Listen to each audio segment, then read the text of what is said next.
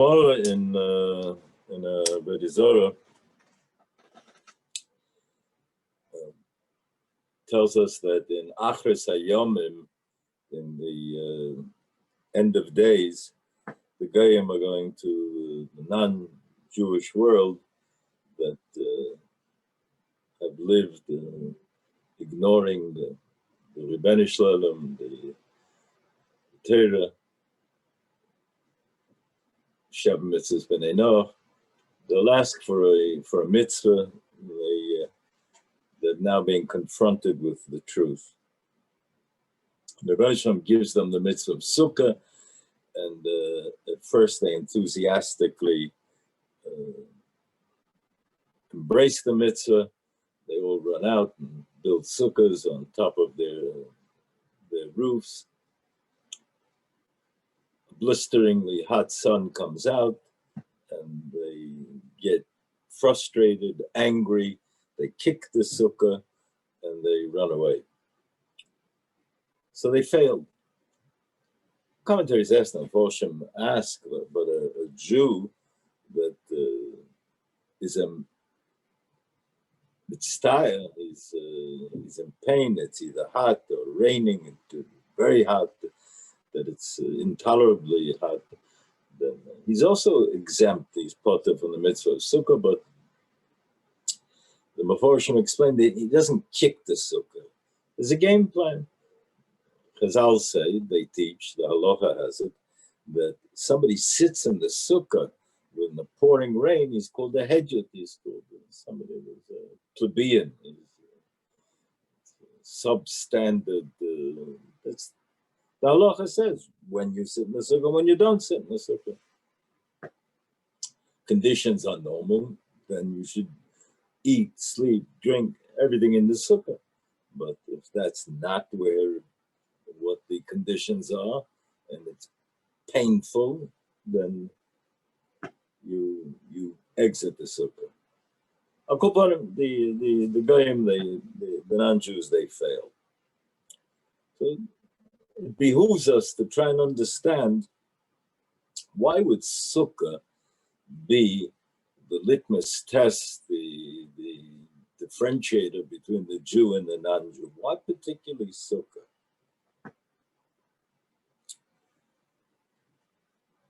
Key is to helping us understand this is the Vilna Gaon says on the Posuk in Tilim Ayin Vov, Vehi b'shalem Sukkah u'manoseh b'tzion, that my dwelling place, I will be in a Sukkah and reside in Zion. That there are two mitzvahs. The David HaMelech is connecting Eretz Yisrael and the mitzvah of Sukkah. There are two mitzvahs that we enter in with our entire bodies: Sukkah and Eretz Yisrael. The two mitzvahs that envelop the total person. The mitzvah that you're mekayim even when you're sleeping. Yeshivat Ohr Somayach, you're settling. You've built your home here. The Sukkah similar. So the first Rashi there describes that the reason we start with Maisa Breishis is to establish the ground rules that the Ribbon Shalom has assigned different nations, different tasks, different missions, and Klal Yisrael is supposed to bring about the ultimate tikkun ha'olam, and they require being in Eretz Yisrael to have that unique relationship. The other nations are not removed from here until they forfeit their right to be here. There are nations that predate Am Yisrael in Eretz Yisrael, and not Yishmael, but there are nations that predate Am Yisrael, and they are removed because they forfeit the schus to be here, because this land requires certain behavioral excellence that Either they have it or they don't have it. They didn't have it. So I'll call upon him. The question must be asked though, why do we need a land? Why can't we fulfill mitzvahs as even the Ramban, who says the mitzvah of Yeshivat Ohr Somayach, and that in Chutz La'aretz it can be compared to a dress rehearsal, yes and no, because there's a chiyuv to fulfill the mitzvahs. The mitzvahs that are tluyas in Eretz Yisrael are there. That's additional mitzvahs that we have under certain circumstances. So there are certain mitzvahs in Torah that require certain settings and circumstances in order to fulfill them. So those mitzvahs in Eretz Yisrael avada, but the mitzvahs in Chutz La'aretz we're mechuyev, we're obligated. Does it add another dimension to all mitzvahs when we're in Eretz Yisrael? Of course, because it's a comprehensive whole, and that the fulfillment of the mitzvahs in Eretz Yisrael adds another dimension of Kod Shemayim for the Rebbeinu Shalom's plan being actualized and realized. We'll come back to that in Yetzer Hashem in a moment. I'll call upon him. So there are two mitzvahs that it remains contentious throughout history. There's a certain resistance that the world has ever had to Am Yisrael being in Eretz Yisrael. Possibly, we might find the key, as I said, in the Vilna Gaon. When Bilam and Balak connect to try and do in Klal Yisrael, so Balak sends an email to Bilam, and he says, "Am Yotzei Mitzrayim v'chiso sein oros." They've covered the land. Simple read is so many of them we can't see the ground, but the Sfasemis read it. They've changed our attitude towards Altziut, towards the physical universe. They say it's all potential ruchnis, it's spirituality. There are nitzitzes of kedusha, sparks of sanctity that must be released, that reside, are locked in to the soil, to every tangible, concrete reality is an opportunity, a heichet timtza, to squeeze it, to get the kedusha, to release that energy of sanctity that resides within. That means that we can no longer merely indulge, says Balak. And of course, Bilam is on the same page. We don't want to relate to the physical universe as a medium to get to spirituality. We want just to indulge, they say. And the Jews have changed that message. Their mere existence and their daily routine, their individual, familial, communal, national reality is to indulgence for the sake of indulgence. It's squeezing it so that it can become released, the spirituality. Do you need the physical? Yes, but as that medium to access the spiritual truth that resides within. So, Klal Yisrael in goalless are always kind of in a split screen. They're in a kind of a schizophrenic theology that yes, of course, we have a game plan for goalless, but it's not the ideal. It's not the perfect circumstances as long as we're missing a Beis Mikdash, and there's a goalless in Eretz Yisrael too, as was the goalless Yovan, which we'll come to in a moment.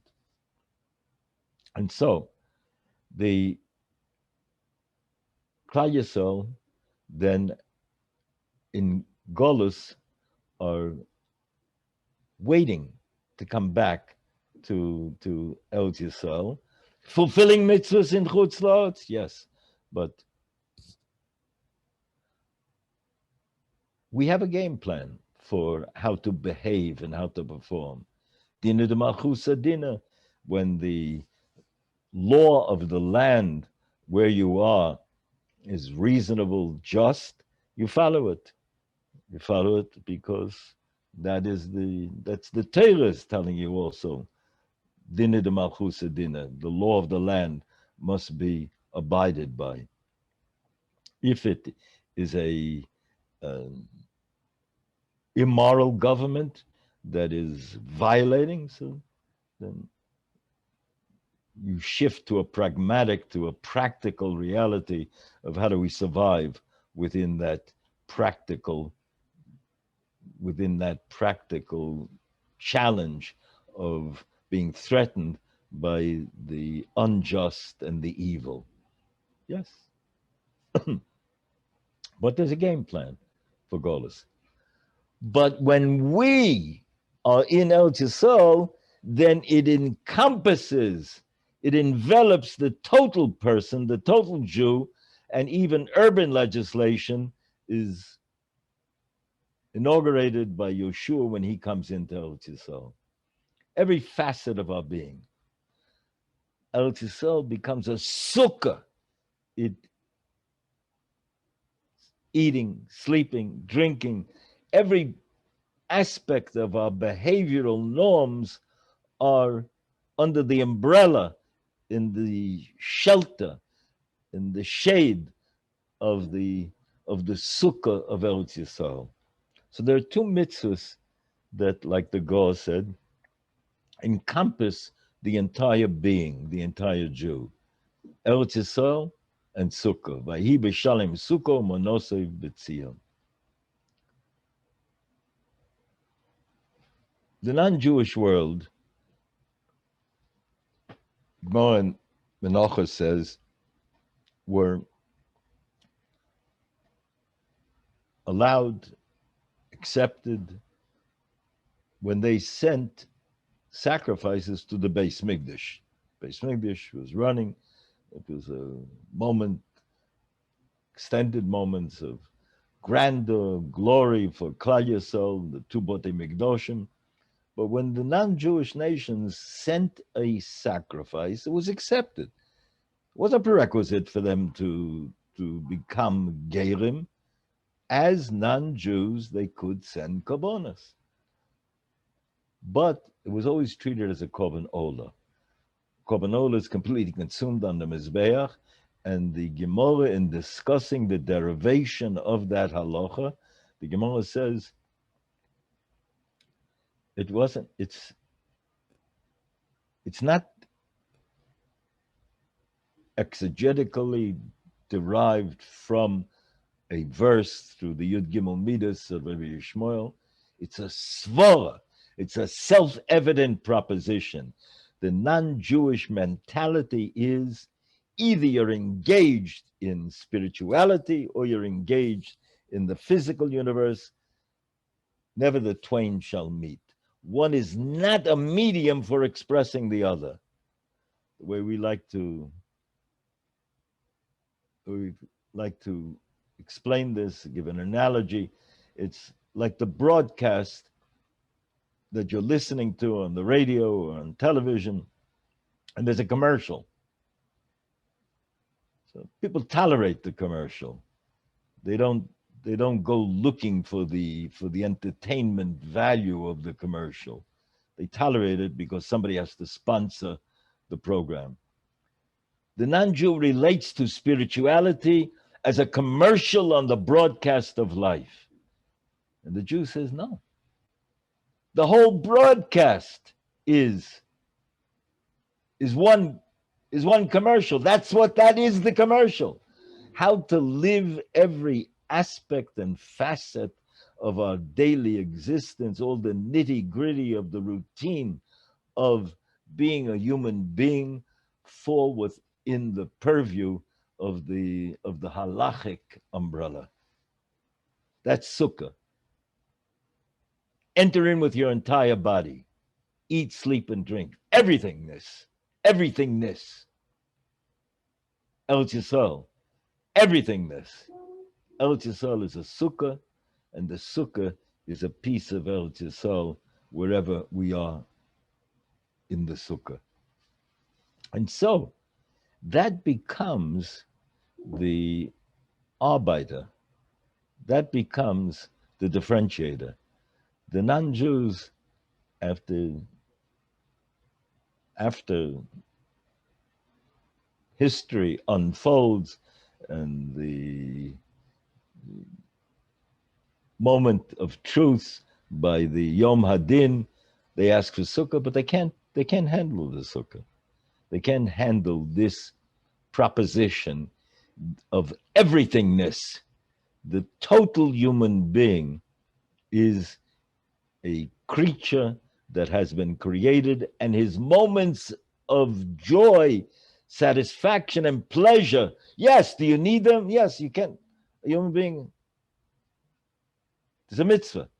Shabbos, Yontov, to Oneg Shabbos, to Simcha of Yontov, and Simcha Levbos of Yayin. But they are moments of indulgence treated as energy. The pleasure is translated into fuel that fuels the engines of the vehicle of my body to get it to where it has to go. Can I get there without that fuel? No, I need the fuel. But the fuel must be monitored, contained, gauged, administered through all of the mechanics and technical realities of the halachic engines that make the human being an efficiently coordinator, combiner of body and soul. There is a medrash that's brought, Eliyahu Zuta and Shulchan Aruch brings it, and the Rambam in the Geras Taimon refers to it. There's a Medrash Chanukah that says the Greeks, when they were Mavatal, Shabbos, Mila, Chodesh, also Sukkahs. Also Sukkahs. Well, it was them promoting Teva, the reductionist dream of reducing everything to physics and biology, and that even the illusion of spirituality is merely an illusion that can one day, if not yet, be explained, how this lump of gray matter that is connected and linked with nerve cells and synapses can somehow think abstract thoughts and spiritual thoughts. One day we'll have that all figured out, even if we don't have it figured out yet. The reductionist dream, they started that and have remained the model and the paradigm for world history. The Greeks in science, magnificent, great. We could use it in the ideal way, but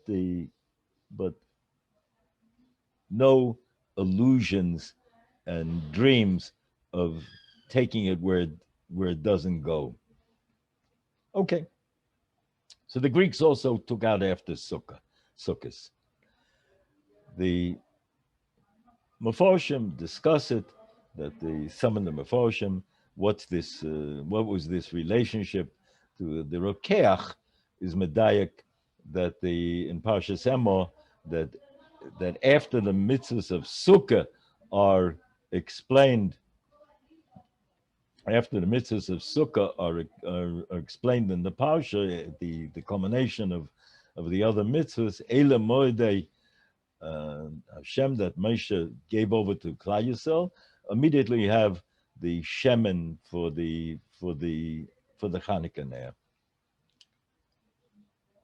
The Rebbeinu Shalom said that you Greeks wanted to be mevatel Shmonas Yemei Sukkah.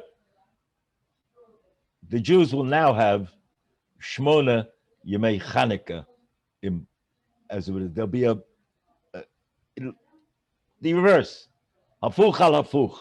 The opposite will come true. There'll be an additional 8 days that we'll get. And in the Sefer HaChashmonaim, it's brought that Klal Yisrael came out on when the Chashmonaim won. They came out with sticks that had leaves, like simulated lulovim, that to demonstrate that Klal Yisrael came out and won. Medrash also teaches that the Rebbeinu Shalom says the Rebbeinu Shalom Berech is Avrom Bakol. Bakol is understood, it's in Gematria Ben. One interpretation is Bakol, he had a daughter named Bakol. And the third pshat is that Bakol is Sukkah. The Gra says there's a remez. Bas Sukkos Beis begins the pasuk. Bas Sukkos Teishru Shivas Yomim. Kol Ezrach v'Yisrael. It should sit 7 days. And Leman Yedu. 3 psukim begin Beis Kof Lamed Bakol. It's a remez to Sukkah, says the Gra. So, what is it, Yedu? Again, we find that there's something about Sukkah is Persumei Nisa, to publicize, to promote Kiddush Hashem. The Greeks had said to the Jews, Kisvu al keren ashor, she'ein lechem chelik b'lekei Yisrael, right on the horns of the shore. That was the way, like buses have placards with advertisements. That was the way they advertised in those years, was by writing it on the horns of a shore. They was leman yedu, and there's another gilsa also on their clothes. They wanted to Klal Yisrael to forfeit their belief, their conviction in the Rebbeinu Shalom. So the Greeks stood in direct opposition. They went to war. Their hashkafa versus our hashkafa. Their Weltanschauung, their worldview was that reductionism to the merely physical reality of the universe that we can tangibly measure. And Klal Yisrael said no, that we harness that, utilize that, but we transcend that. And so that mitzvah is the Arbeiter in the day of judgment. The Rebbe Shalom gives them Sukkah, because it's not enough that they now come to a recognition that the mission statement of Klal Yisrael, Leman Yedu, the idea has to be, Chassidei Umas Ha'olam says, the Rambam, means they have to know that the truth of the mitzvahs, rational, the Sheva mitzvahs b'nai Noach, reasonable, mankind would have come to them through utilizing a sense of objective fairness, but they have to know that it's the Rebbeinu Shalom that gave it in Sinai, that endorses the obligation that the Klal Yisrael's mission to bring the world to where it had to go to reestablish these relationships and to put it into perspective. And so it begins with the Rebbeinu Shalom giving us Eretz Yisrael, as Rashi anticipated. That would be contentious. They can't make peace with that. They couldn't make peace with Sukkah either. We learn from our enemies as well that Hitler, Yamach Shemo, in Mein Kampf writes that he took out after the Jews, Yamach Shemo v'zichro, because they are the conscience of the world. The chisos ain't ours. They've changed our attitude. He's echoing Bollock. He's echoing that theme. And therefore, Eretz Yisrael, which is all-encompassing, gives us our platform, gives us our stage, Leman Yedu, in order to establish this ideal. That's the way we're going to bring Tikkun Olam. Tikkun Olam will come about because Klal Yisrael have in fact established this relationship.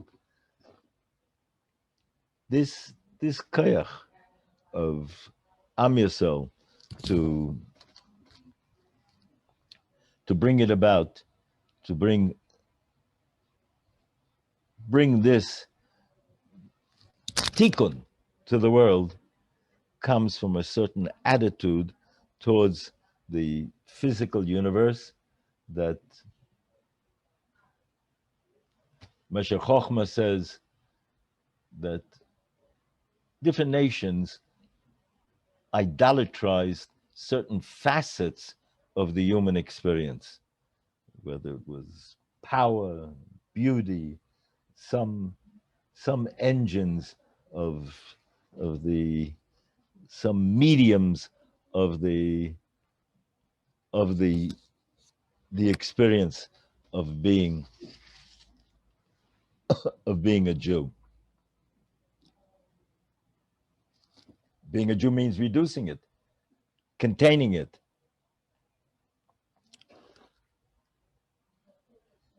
It's brought in the name of Doshe Shumim. I saw Es Avrom Bakol in Gematria is Tikkun Olam.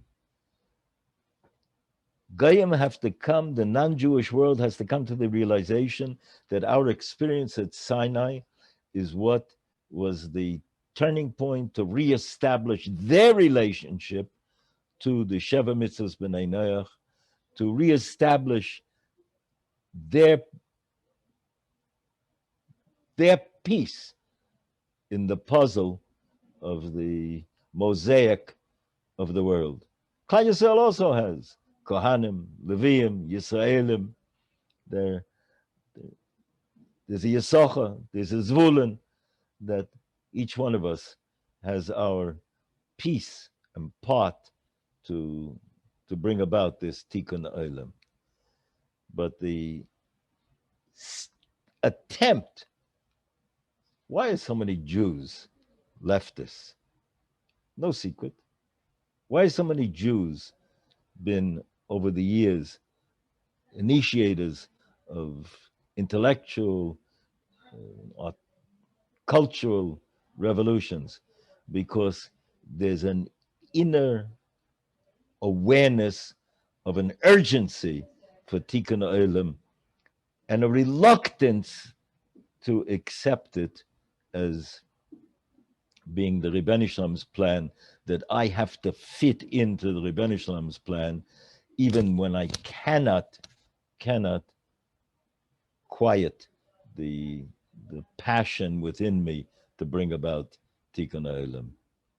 And so the Meshech Chochmah points out that different nations idolatrized different facets of the koiches, the abilities, the power, the forces that lie within man. Beauty was one of them. Klal Yisrael said, yeah, creates Hoda. You need a beautiful esrog. But after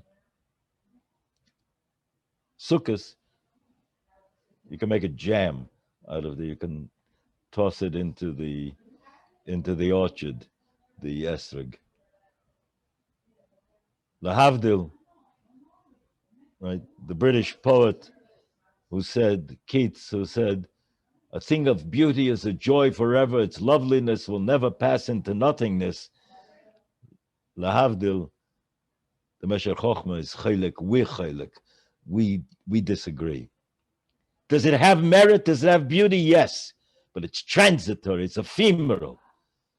And that's our whole relationship to the physical universe. Sukkadik. You're going to live in the sukkah a whole year? Wrong. Yaakov teaches us early on, your possessions, all of the material world, sukkadik. What is going to last, perhaps it's included in the message of Bakol, could mean son, Bakol, daughter was named, and Sukkah. If we relate to the material as being ephemeral, we will succeed in the continuity of Bakol, sons and daughters, Yitz Hashem, that will understand what is eternal and what's everlasting. Hashem Yitain, that we should be Zeicha to Yeshuas or Refuas in these trying, challenging days, especially here in Eretz Yisrael, the world. But somehow Eretz Yisrael again has been singled out for a statement. The man Yedu, Shem Yitain, that we should be able to translate the molecules of adversity into an atomic simcha that will explode and embrace the world. Shem Yitain, that should be a Chag Sameach for all of Klal Yisrael. Uyenheim, Klal Yisrael is really eligible and suited to all of Klal Yisrael to sit in one sukkah together. Shem Yitain, that we should see and hear B'yas HaGol B'mheira B'yameinu. Chazak v'ematz.